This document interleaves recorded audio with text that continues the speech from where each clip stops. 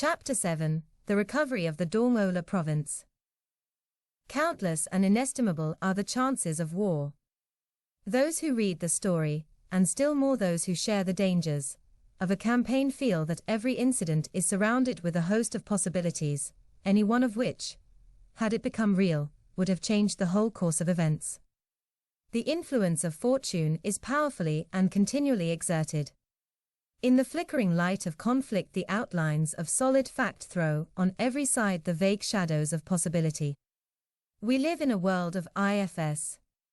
What happened is singular, what might have happened, legion.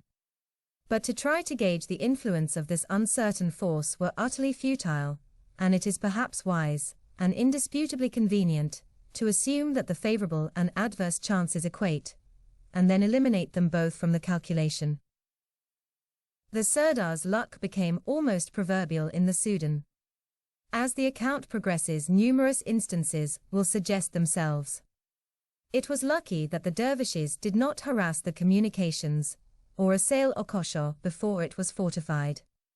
It was lucky that they fought at Firkit, that they retired from Berber, that Mahmud did not advance in January, that he advanced in March, that he did not retire before the Battle of the Atbara, that the Khalifa did not hold the Shabluka, that he did not attack on the night before Omdurman, and that he did attack at dawn. But after Firkit all things were contrary. One unexpected misfortune succeeded another. Difficulties were replaced by others as soon as they had been overcome. The autumn of 1896 was marked by delay and disappointment. The state of the Nile, the storms, the floods, the cholera, and many minor obstacles, vexed but did not weary the commander. The victory at Firkit was succeeded by a long pause in the operations. The army had made one spring forward, it must now gather energy for another. The preparations, however, proceeded rapidly. A strong camp was formed at Firkit.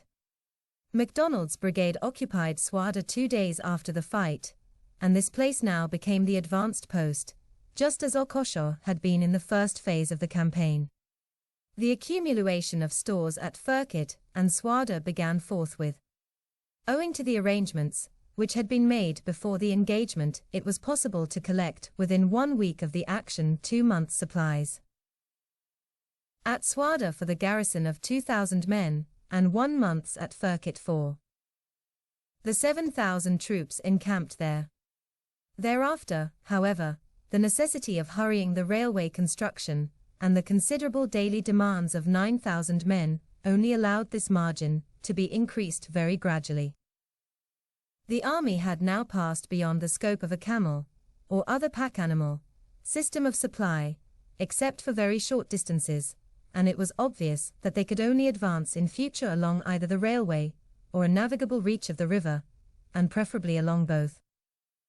From the Dal Cataract near Kosheh, there is a clear waterway at High Nile to Marawi. To Kosheh, therefore, the railway must be extended before active operations could recommence. A third condition had also to be observed. For the expulsion of the dervishes from Kerma and Dongola, it was desirable that a flotilla of gunboats should cooperate with the land forces. 4 of these vessels, the Tamai, El Teb, the Metema, and the Abu Kli, and 3 steamers, the Kaibar, Dal, and Okosho, which it was proposed to arm, had, since 1885, patrolled the river from Aswan to Wadi Halfa, and assisted in protecting the frontier from dervish raids. All 7 were now collected at the foot of the second cataract, and awaited the rise of the river to attempt the passage. To strengthen the flotilla, 3 new and very powerful gunboats had been ordered in England. These were to be brought in sections over the railway to a point above the second cataract, and be fitted together there. It was thus necessary to wait, firstly, for the railway to reach Kosheh. Secondly, for the Nile to rise. Thirdly, for the old gunboats to ascend the cataract. Fourthly, for the new gunboats to be launched on the clear waterway. And fifthly, for the accumulation of supplies. With all of these matters the Sirdar now busied himself. The reconstruction of the railway to Okosho, and its extension, beyond this place towards Koche, was pressed forward. By the 26th of June Okosho was reached. Thenceforward the engineers no longer followed an existing track, but were obliged to survey, and to make the formation for themselves. Strong fatigue parties from the Egyptian and Sudanese battalions were, however, employed on the embankments, and the line grew daily longer. On the 24th of July the first train ran across the battlefield of Firkit, and on the 4th of August the railway was working to Koche. Koche is 6 miles south of Firkit, and consists, like most places in the military Sudan, of little more than a name and a few ruined mud huts, which were once a village. On the 5th of July the whole camp was moved thither from the scene of the action. The reasons were clear and apparent. Koche is a point on the river above the Dal Cataract, whence a clear waterway runs at high Nile to beyond Dongola. The camp at Firkit had become foul and insanitary. The bodies of the dead, swelling and decaying in their shallow graves, assailed, as if in revenge, the bodies of the living. The dysentery which had broken out was probably due to the green water of the Nile, for during the early period of the flood what is known as the false rise washes the filth and sewage off the foreshore all along the river, and brings down the green and rotting vegetation from the spongy swamps of Equatoria. The water is then dangerous and impure. There was nothing else for the army to drink. But it was undesirable to aggravate the evil by keeping the troops in a dirty camp. The earliest freight, which the railway carried to Koche, was the first of the new stern-wheel gunboats. Train after train arrived with its load of steel and iron, or with the cumbrous sections of the hull, and a warship in pieces engines, armaments, fittings and stores soon lay stacked by the side of the river. An improvised dockyard, equipped with powerful 20-ton shears and other appliances, was established, and the work, complicated as a Chinese puzzle of fitting and riveting together the hundreds of various parts, proceeded swiftly. Gradually the strange heaps of parts began to evolve a mighty engine of war. The new gunboats were in every way remarkable. The old vessels had been 90 feet long. These were 140 feet. Their breadth was 24 feet. They steamed 12 miles an hour. They had a command of 30 feet. Their decks were all protected by steel plates, and prepared by loopholed shields for musketry. Their armament was formidable. Each carried one 12-pounder quick-firing gun forward, two 6-pounder quick-firing guns in the central battery, and 4 Maxim guns.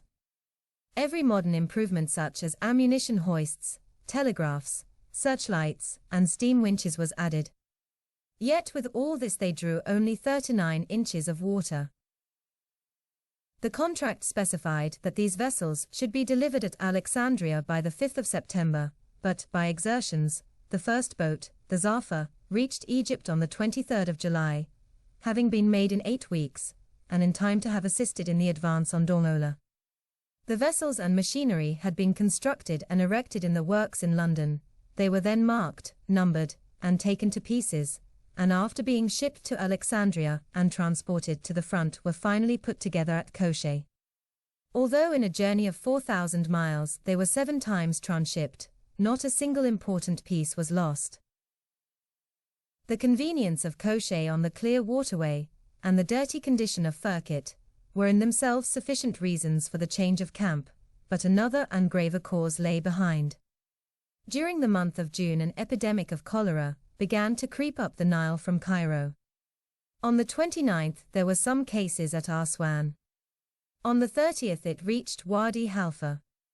In consequence of this the North Staffordshire Regiment marched into camp at Jamai.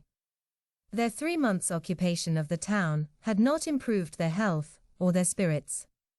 During the 16-mile march along the railway track to Jamai the first fatal case occurred, and thereafter the sickness clung to the regiment until the middle of August, causing continual deaths. The cholera spread steadily southward up the river, claiming successive victims in each camp. In the second week of July it reached the new camp at Koche, whence all possible precautions to exclude it had proved vain. The epidemic was at first of a virulent form. As is usual, when it had expended its destructive energy, the recoveries became more frequent. But of the first 1,000 cases, between Aswan and Swada nearly 800 proved fatal. Nor were the lives thus lost to be altogether measured by the number. The attacks and deaths from cholera in the Dongola Expeditionary Force were as follow: British troops, 24 attacks, 19 deaths; native troops, 406 attacks, 260 deaths; followers, 788 attacks, 640 deaths. To all, the time was one of trial, almost of terror. The violence of the battle may be cheaply braved, but the insidious attacks of disease appall the boldest. Death moved continually about the ranks of the army, not the death they had been trained to meet unflinchingly, the death in high enthusiasm and the pride of life, with all the world to weep or cheer, but a silent, unnoticed, almost ignominious summons, scarcely less sudden and far more painful than the bullet or the sword cut. The Egyptians, in spite of their fatalistic creed, manifested profound depression. The English soldiers were moody and ill-tempered. Even the light-hearted Sudanese lost their spirits. Their merry grins were seen no longer, their laughter and their drums were stilled. Only the British officers preserved a stony cheerfulness, and ceaselessly endeavored by energy and example to sustain the courage of their men. Yet they suffered most of all. Their education had developed their imaginations, and imagination, elsewhere a priceless gift, is amid such circumstances a dangerous burden. It was, indeed, a time of sore trouble. To find the servant dead in the camp kitchen, to catch a hurried glimpse of blanketed shapes hustled quickly to the desert on a stretcher, to hold the lantern over the grave into which a friend or comrade alive, and well 6 hours before was hastily lowered, even though it was still night, and through it all to work incessantly at pressure in the solid, roaring heat, with a mind ever on the watch for the earliest of the fatal symptoms and a thirst that could only be quenched by drinking of the deadly and contaminated Nile. All these things combined to produce an experience which those who endured are unwilling to remember, but unlikely to forget. One by one some of the best of the field army and the communications staff were stricken down. Gallant Fenwick, of whom they used to say that he was twice a VC without a gazette, Polwell, the railway subaltern, whose strange knowledge of the Egyptian soldiers had won their stranger love. Trask, an heroic doctor, indifferent alike to pestilence or bullets, Mr.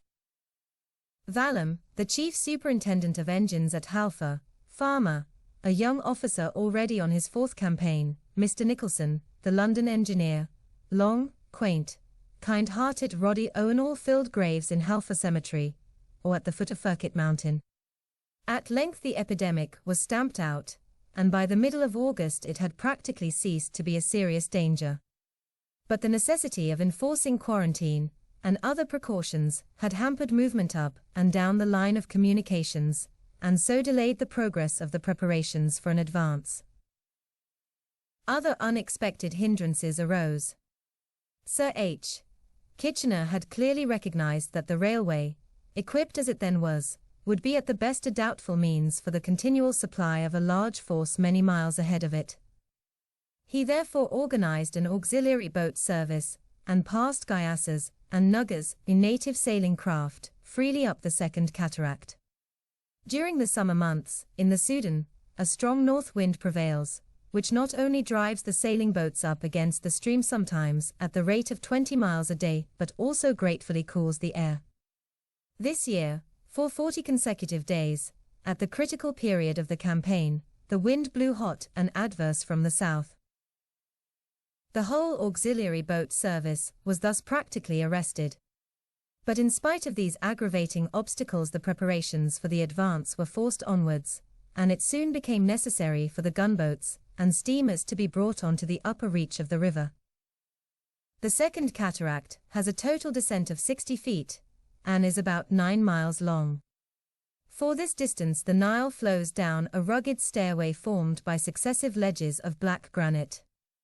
The flood river deeply submerges these steps, and rushes along above them with tremendous force, but with a smooth though swirling surface. As the Nile subsides, the steps begin to show, until the river tumbles violently from ledge to ledge, its whole surface for miles churned to the white foam of broken water, and thickly studded with black rocks. At the second cataract, moreover, the only deep channel of the Nile is choked between narrow limits, and the stream struggles furiously between stern walls of rock.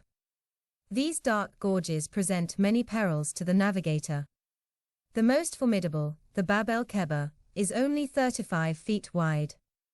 The river here takes a plunge of 10 feet in 70 yards, and drops 5 feet at a single bound. An extensive pool above, formed by the junction of two arms of the river, increases the volume of the water and the force of the stream, so that the gate constitutes an obstacle of difficulty and danger which might well have been considered insurmountable. It had been expected that in the beginning of July enough water would be passing down the second cataract to enable the gunboats and steamers waiting below to make the passage. Everything depended upon the rise of the river, and in the perversity of circumstances the river this year rose much later and slower than usual. By the middle of August, however, the attempt appeared possible. On the 14th the first gunboat, the Metema, approached the cataract. The North Staffordshire Regiment from Jamai, and the 6th and 7th Egyptian Battalions from Kosheh, marched to the gate, to draw the vessel bodily up in spite of the current. The best native pilots had been procured. Colonel Hunter and the naval officers under Commander Colville directed the work. The boat had been carefully prepared for the ordeal.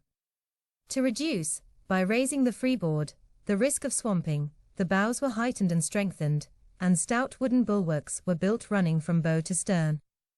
Guns and ammunition were then removed, and the vessel lightened by every possible means. A strop of wire rope was passed completely round the hull, and to this strong belt the 5 cables were fastened, 2 on each side and 1 at the bow. So steep was the slope of the water that it was found necessary to draw all the fires, and the steamer was thus dependent entirely upon external force. It was luckily possible to obtain a direct pull, for a crag of black rock rose above the surface of the pool opposite the gate. On this a steel block was fixed, and the hawser was led away, at right angles until it reached the east bank, where a smooth stretch of sand afforded a convenient place for the hauling parties. 2,000 men were then set to pull at the cables, yet such was the extraordinary force of the current that, although the actual distance in which these great efforts were necessary was scarcely 100 yards. The passage of each steamer occupied an hour and a half, and required the most strenuous exertions of the soldiers. No accident, however, occurred, and the 6 other vessels accomplished the ascent on successive days. In a week the whole flotilla steamed safely in the open water of the upper reach. And now for a moment it seemed that the luck of the expedition had returned. The cholera was practically extinct. The new gunboat Zafar was nearly ready at Kosheh, and her imposing appearance delighted and impressed the army. On the 23rd of August all the 7 steamers, which had passed the cataract, arrived in a stately procession opposite the camp. Almost at the same time the wind changed to the north, and a cool and delicious breeze refreshed the weary men, and bore southward to Suada a whole fleet of sailing boats laden with supplies, which had been lying weather-bound during the previous 6 weeks at the head of the rapids. The preparatory orders for the advance tinkled along the telegraph. The North Staffordshire Regiment were, to the intense relief of officers and men, warned to hold themselves in readiness for an immediate move. The mounted troops had already returned to the front from the camps in which they had been distributed. At last the miserable delay was over. From Kosheh to Kerma, the first dervish position, the distance by river is 127 miles. A study of the map shows that by land marches this can be shortened by nearly 41 miles, 30 miles being saved by cutting across the great loop of the Nile from Kosheh to Sading Fanti, and 11 miles by avoiding the angle from Ferrag to Abu Fatmeth. From Kerma to Dormola, which latter town was the objective of the expedition, a further distance of 35 miles must be traversed, making a total of 120 miles by land or 161 by river. The long desert march from Koche to Sading Fanti was the only natural difficulty by land. Although the river from Koche to Kerma is broken by continual rapids, it is, with one interval, freely navigable at half Nile. The Amora Cataract, 10 miles beyond Koche, is easily ascended by sailing boats with a fair wind, and by steamers without assistance. From Amora to the Khyber Cataract stretches a reach of 65 miles of open water.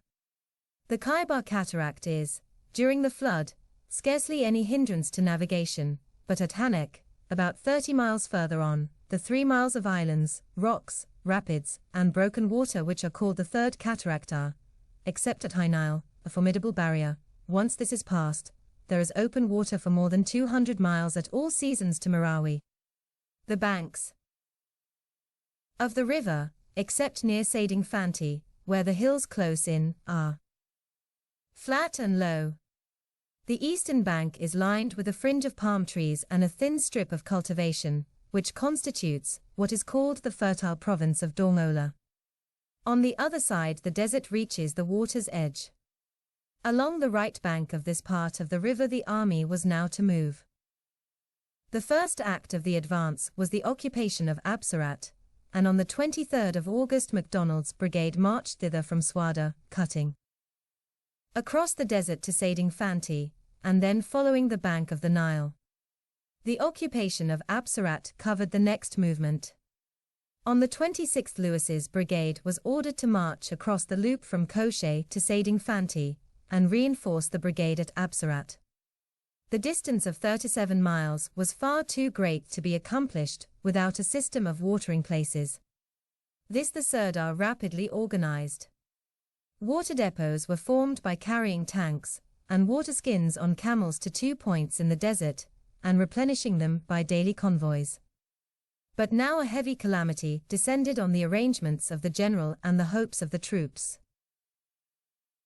During the afternoon of the 25th the wind veered suddenly to the south, and thereupon a terrific storm of sand and rain, accompanied by thunder and lightning, burst over the whole of the Nubian desert, and swept along the line of communications from Swada to Halfa.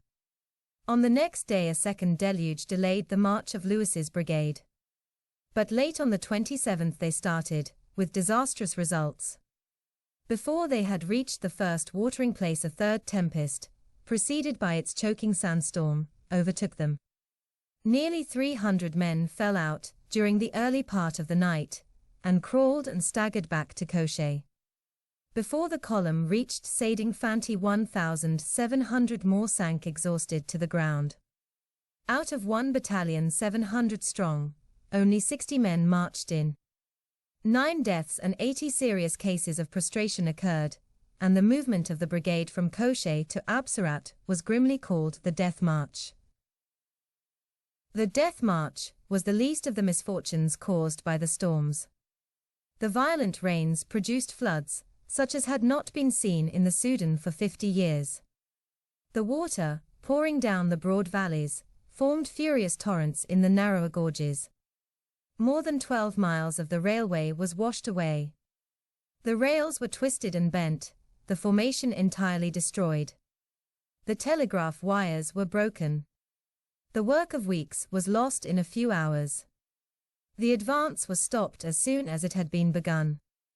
At the moment when every military reason demanded speed and suddenness, a hideous delay became inevitable.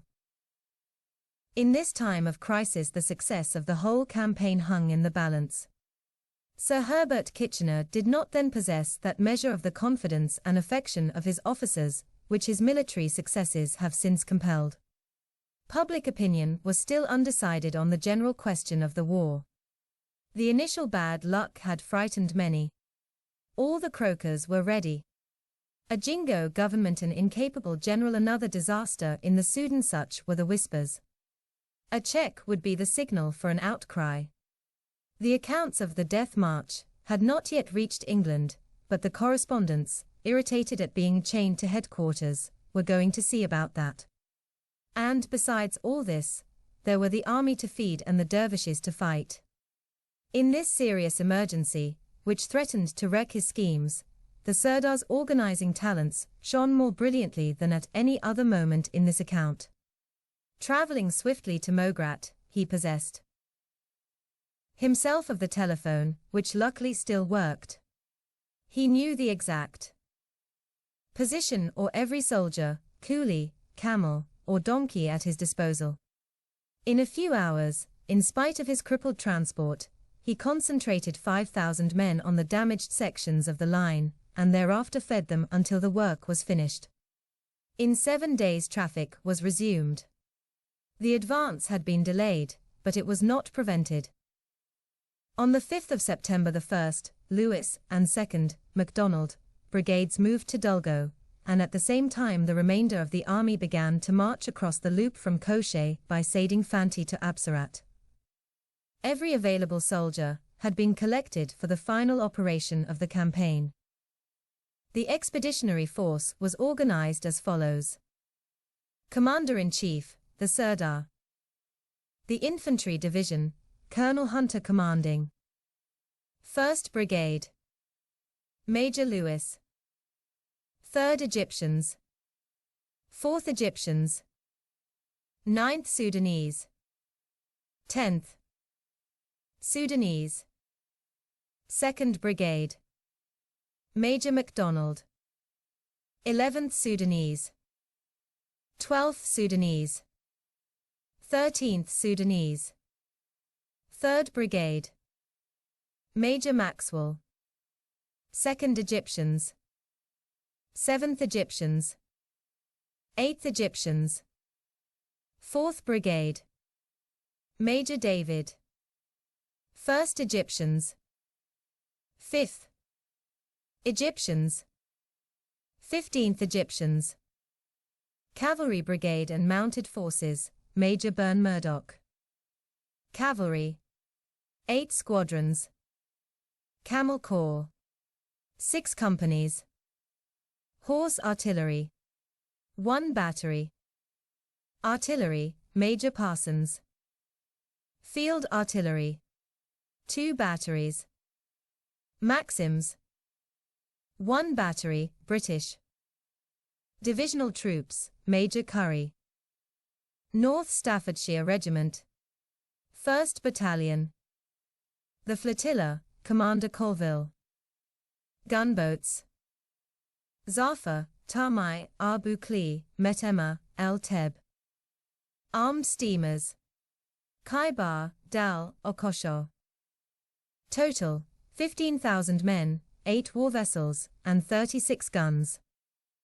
Thus 13 of the 16 battalions of the Egyptian army were employed at the front. 2 others, the 6th and XIVTH, were disposed along the line of communication, holding the various fortified posts. The 16th Battalion of Reservists remained at Suakin. The whole native army was engaged in the war, and the preservation of domestic order in the capital, and throughout the Khedive's dominions, was left entirely to the police, and to the British Army of Occupation. By the 9th all 4 brigades had reached the rendezvous at Dulgo. On the 10th the British regiment, which it was determined to send up in the steamers, was moved to Kosheh by rail from Saras and Jamai. The Sirdar prepared to start with the flotilla on the 12th. But a culminating disappointment remained. By tremendous exertions the Zafar had been finished in time to take part in the operations. Throughout the army it was expected that the Zafar would be the feature of the campaign. At length the work was finished, and the Zafar floated, powerful and majestic, on the waters of the Nile. On the afternoon of the 11th of September many officers and men came to witness her trial trip. The bank was lined with spectators. Colville took command. The Sirdar and his staff embarked. Flags were hoisted and amid general cheering the moorings were cast off. But the stern paddle had hardly revolved twice, when there was a loud report. Like that of a heavy gun, clouds of steam rushed up from the boilers, and the engines stopped. Sir H. Kitchener and Commander Colville were on the upper deck. The latter rushed below to learn what had happened, and found that she had burst her low-pressure cylinder, a misfortune impossible to repair until anew. One could be obtained from Halfa and fitted. In spite of this, however, the advance was not delayed. On the 13th the 1st, 2nd, and 3rd Brigades occupied Kaderma. Here the flotilla overtook them, and henceforward the boats on the river kept pace with the army on the bank. Farag was reached on the 14th, and as the numerous palms by the water afforded a pleasant shade, a halt of 2 days was ordered. On the 16th the 4th Brigade arrived, and the concentration of the force was then complete. After the annihilation of his strong advanced post at Firkit, the Dervish Emir, Wad Bishara, concentrated his remaining forces in Dormola. Here during the summer, he had awaited, and in the middle of August some small reinforcements, under one emir of low rank, reached him from Omdurman. The Khalifa, indeed, promised that many more should follow, but his promises long remained unfulfilled, and the greatest strength that Bishara could muster was 900 Jihadiyya, 800 Baggara Arabs, 2,800 spearmen, 450 camelmen, 650 cavalry, and all 5,600 men, with 6 small brass cannon and 1 mitrailleuse gun. To augment in numbers, if not in strength, this small force of regular soldiers, he impressed a large number of the local tribesmen, but as these were, for the most part, anxious to join the government troops at the first opportunity, their effect in the conflict was inconsiderable. The first sign that the forces were drawing closer was the cutting of the telegraph wire by a dervish patrol on the 6th of September. On the 10th the Sirdar heard that Kerma was strongly held. On the 15th of September the Egyptian cavalry first established contact with the dervish scouts, and a slight skirmish took place.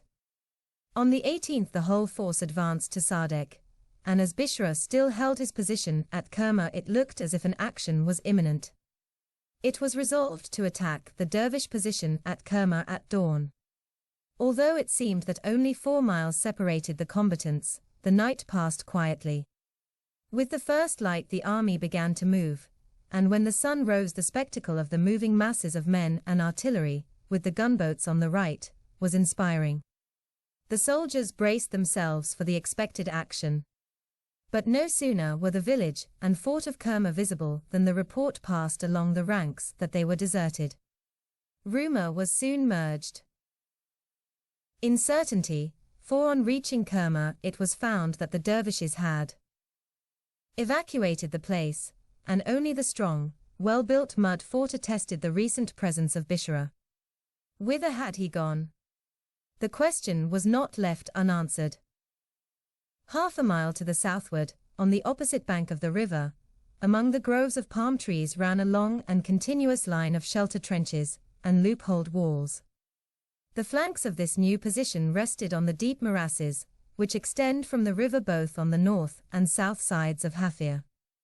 A small steamer, a fleet of large gyassas, and other sailing vessels moored to the further shore explained what had happened. Conscious of his weakness, the prudent emir had adroitly transported himself across the river, and had thus placed that broad flood between his troops and their destruction. Meanwhile the 3 gunboats, all that now remained of the armed flotilla, for the Teb had run on a rock in the Hanek cataract, were steaming gradually nearer the enemy, and the army swung to the right, and forming along the river bank, became spectators of a scene of fascinating interest. At 6:30 the horse battery unlimbered at the water's edge, and began to fire obliquely up and across the river. As soon as the first few shells had reached the Arab entrenchment the whole line of shelter trenches was edged with smoke, and the dervishes replied with a heavy rifle fire. The distance was, however, too great for their bad rifles and inferior ammunition, and their bullets, although they occasionally struck the ground on which the infantry were drawn up, did not during the day cause any loss to the watching army. The dervish position was about half a mile in length. As the gunboats approached the northern end they opened fire with their guns, striking the mud entrenchments at every shot, and driving clouds of dust and splinters into the air. The Maxim guns began to search the parapets, and 2 companies of the Staffordshire Regiment on board the unarmoured steamers Dal and Okosha fired long-range volleys. Now, as on other occasions throughout the war, the dervishes by their military behaviour excited the admiration of their enemies. Encouraged by the arrival in the morning of a reinforcement from Omdurman of 1,000 black Jahadia and 500 spearmen under Abd al-Baqi, the dervish gunners stood to their guns and the riflemen to their trenches, and although suffering severely, maintained a formidable fire. The gunboats continued to advance, beating up slowly against the strong current. As they came opposite Hafir, where the channel narrows to about 600 yards, they were received by a very heavy fire from guns placed in cleverly screened batteries, and from the riflemen sheltered in deep pits by the water's edge, or concealed amid the foliage of the tops of the palm trees. These aerial skirmishers commanded the decks of the vessels, and the shields of the guns were thus rendered of little protection. All the water round the gunboats was torn into foam by the projectiles.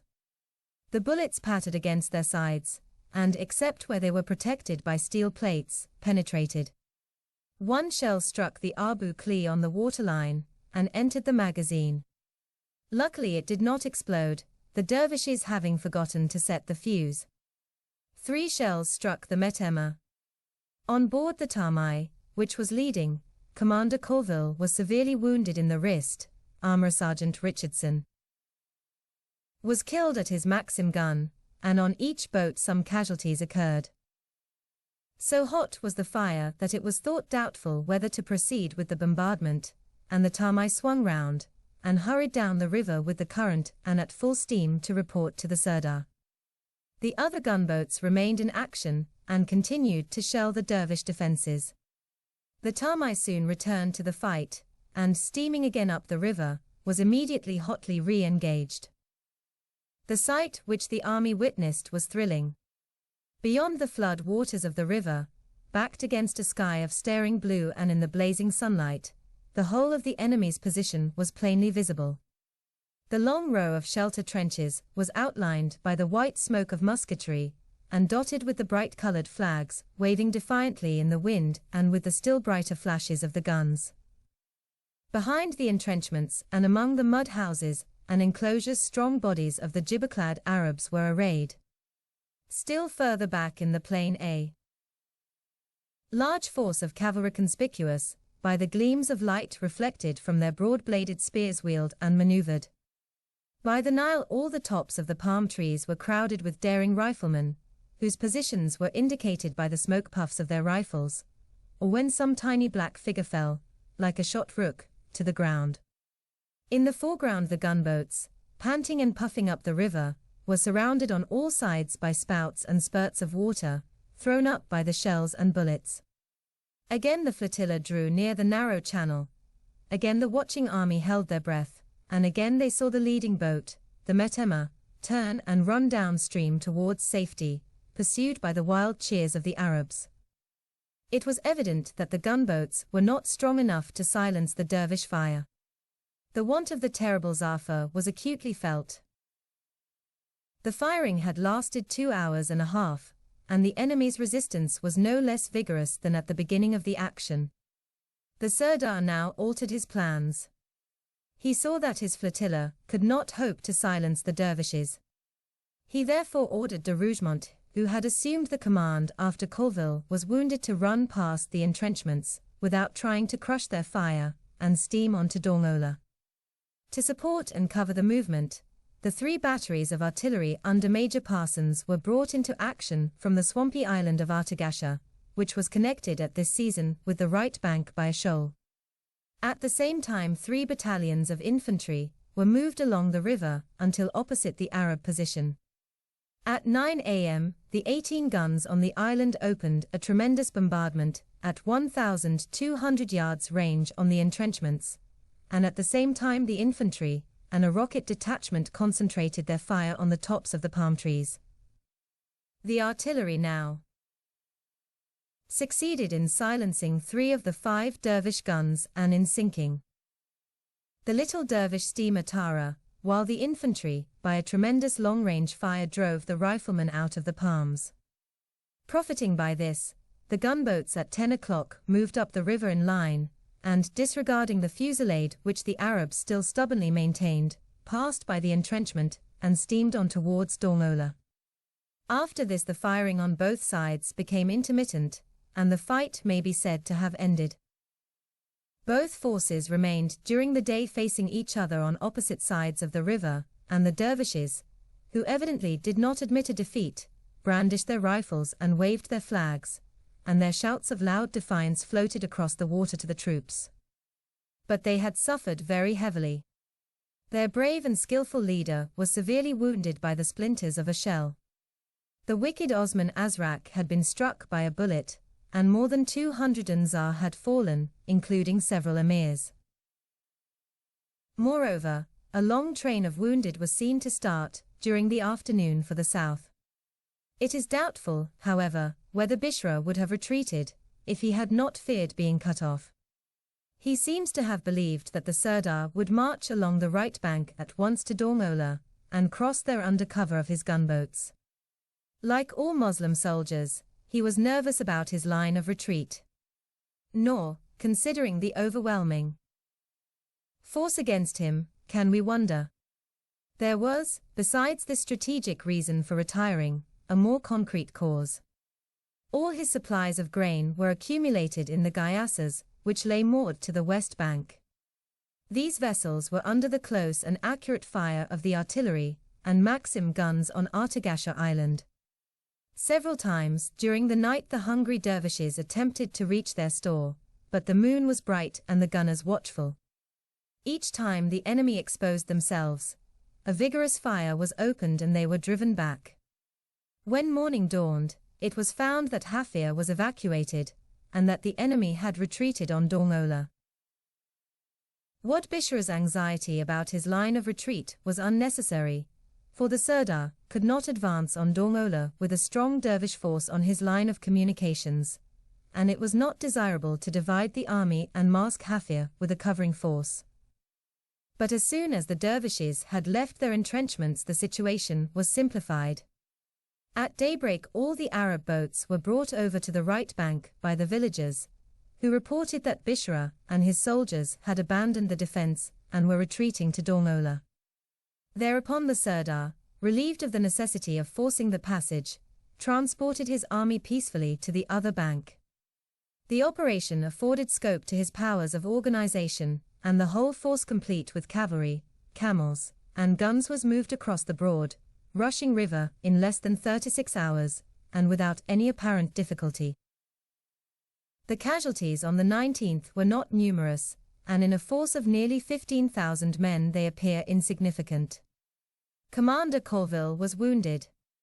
1 British sergeant and 1 Egyptian officer were killed. 11 native soldiers were wounded. The total 14 amounted to less than 1 per thousand of the troops engaged. Nevertheless, this picturesque and bloodless affair has been solemnly called the Battle of Hafir. Special dispatches were written for it. It is officially counted in records of service as a general action. Telegrams of congratulation were received from Her Majesty and the Khedive. A special clasp was struck. Of all the instances of cheaply bought glory, which the military history of recent years affords, Hafir is the most remarkable. The 20th and part of the 21st were occupied by the passage of the army across the Nile. The troops were still crossing when the gunboats returned from Dormola. The distance of this place by water from Hafir is about 36 miles, and the flotilla had arrived opposite the town during the afternoon of the 19th. A few shells expelled the small dervish garrison, and a large number of sailing vessels were captured. The results of the movement of the gunboats to Dormola must, however, be looked for at Hafir. In consequence of the Sirdar's maneuver, that place was evacuated and the unopposed passage of the river secured. Bishra continued his retreat during the 20th, and marching all day, reached Dormola in the evening.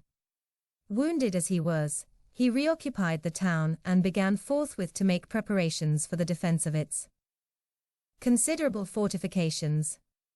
The knowledge of his employment was not hidden from his enemy, and during the 21st the gunboat Abu Kli, under Lieutenant Beatty, RN, arrived with the design of keeping him occupied. Throughout the day a desultory duel was maintained between the entrenchments and the steamer. At daylight on the 22nd, Beatty was reinforced by another gunboat, and an unceasing bombardment was made on the town and its defenses. Notwithstanding that the army did not finish crossing the river until the afternoon of the 21st, the Sirdar determined to continue his advance without delay, and the force accordingly marched 12 miles further south and camped opposite the middle of the large island of Argo. At daybreak the troops started again, and before the sun had attained its greatest power reached Zoarat. This place was scarcely 6 miles from Dormola, and as it was expected that an action would be fought the next day, the rest of 18 hours was welcomed by the weary soldiers.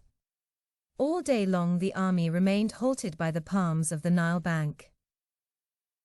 Looking through their glasses up the river, the officers might watch the gunboats methodically bombarding Dormola, and the sound of the guns was clearly heard.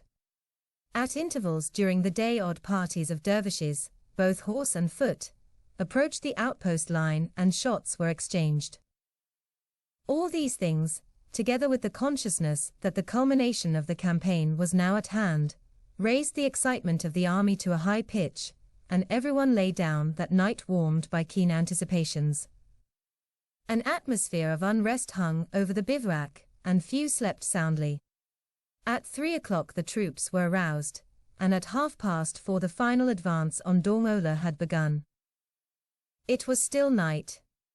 The full moon, shining with tropical brilliancy in a cloudless sky, vaguely revealed the rolling plains of sand and the huge moving mass of the army.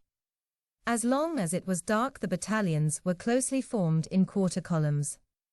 But presently the warmer, yellower light of dawn began to grow across the river and through the palms, and gradually, as the sun rose and it became daylight, the dense formation of the army was extended to an array more than 2 miles long. On the left, nearest the river, marched Lewis's brigade 3 battalions in line and the 4th in column as a reserve. Next in order Maxwell's 3 battalions prolonged the line. The artillery were in the centre, supported by the North Staffordshire Regiment. The gunners of the Maxim battery had donned their tunics, so that the lines and columns of yellow and brown were relieved by a vivid flash of British red. MacDonald's brigade was on the right. David's brigade followed in rear of the centre. As a reserve, the cavalry, the camel corps, and the horse artillery watched the right flank, and on the left the gunboats steamed along the river. For 2 hours the army were the only living things visible on the smooth sand, but at 7 o'clock a large body of dervish horse appeared on the right flank. The further advance of half a mile discovered the Arab forces. Their numbers were less than those of the Egyptians, but their white uniforms, conspicuous on the sand, and the rows of flags of many colors lent an imposing appearance to their array. Their determined aspect, no less than the reputation of Bishara, encouraged the belief that they were about to charge. The disparity of the forces was, however, too great, and as the Egyptian army steadily advanced, the dervishes slowly retired. Their retreat was cleverly covered by the Baggara horse, who, by continually threatening the desert flank, delayed the progress of the troops. Bishara did not attempt to re-enter the town, on which the gunboats were now concentrating their fire, but continued to retire in excellent order towards the south and Deba. The Egyptian infantry halted in Dormola, which when they arrived they found already in the hands of detachments from the flotilla. The red flag with the crescent and star waved once again from the roof of the Mudiria. The garrison of 400 black Jahadia had capitulated, and were already fraternizing with their Sudanese captors, whose comrades in arms they were soon to be. While the infantry occupied the town the cavalry and camel corps were dispatched in pursuit. The Baggara horse, however, maintained a firm attitude, and attempted several charges to cover the retreat of their infantry. In one of these an actual collision occurred, and Captain Adams's squadron of Egyptian cavalry inflicted a loss of 6 killed on the enemy at a cost to themselves of 8 men wounded. The cavalry and camel corps had about 20 casualties in the pursuit. But although the dervishes thus withdrew in an orderly manner from the field, the demoralizing influence of retreat soon impaired their discipline and order, and many small parties, becoming detached from the main body, were captured by the pursuers. The line of retreat was strewn with weapons and other effects, and so many babies were abandoned by their parents that an artillery wagon had to be employed to collect and carry them. Wad Bishara, Osman Azrak, and the Bagara horse, however, made good their flight across the desert to Metema, and in spite of terrible sufferings from thirst, retained sufficient discipline to detach a force to hold Abu Klea wells in case the retreat was followed. The dervish infantry made their way along the river to Abu Hamd, and were much harassed by the gunboats until they reached the Fourth Cataract, when the pursuit was brought to an end. The Egyptian losses in the capture of Dormola and in the subsequent pursuit were British, 0. Native ranks, killed, 1, wounded, 25. Total, 26. The occupation of Dormola terminated the campaign of 1896. About 900 prisoners, mostly the Black Jahadia, all the 6 brass cannon, large stores of grain, and a great quantity of flags, spears, and swords fell to the victors, and the whole of the province, said to be the most fertile in the Sudan, was restored to the Egyptian authority. The existence of a perpetual clear waterway from the head of the Third Cataract to Marawi enabled the gunboats at once to steam up the river for more than 200 miles, and in the course of the following month the greater part of the army was established in Marawi below the Fourth Cataract, at Deba, or at Korti, drawing supplies along the railway, and from railhead by a boat service on the long reach of open water. The position of a strong force at Marawi, only 120 miles along the river bank from Abu Hamd, the northern dervish post, was, as will be seen, convenient to the continuance of the campaign whenever the time should arrive. But a long delay in the advance was now inevitable, and nearly a year was destined to pass without any collision between the forces of the Khedive and those of the Khalifa. The success of the operations caused great public satisfaction in England. The first step had been taken. The Sudan was re-entered. After 10 years of defensive war, the dervishes had been attacked, and it was clear that when they were attacked with adequate forces, they were not so very terrible after all. The croakers were silent.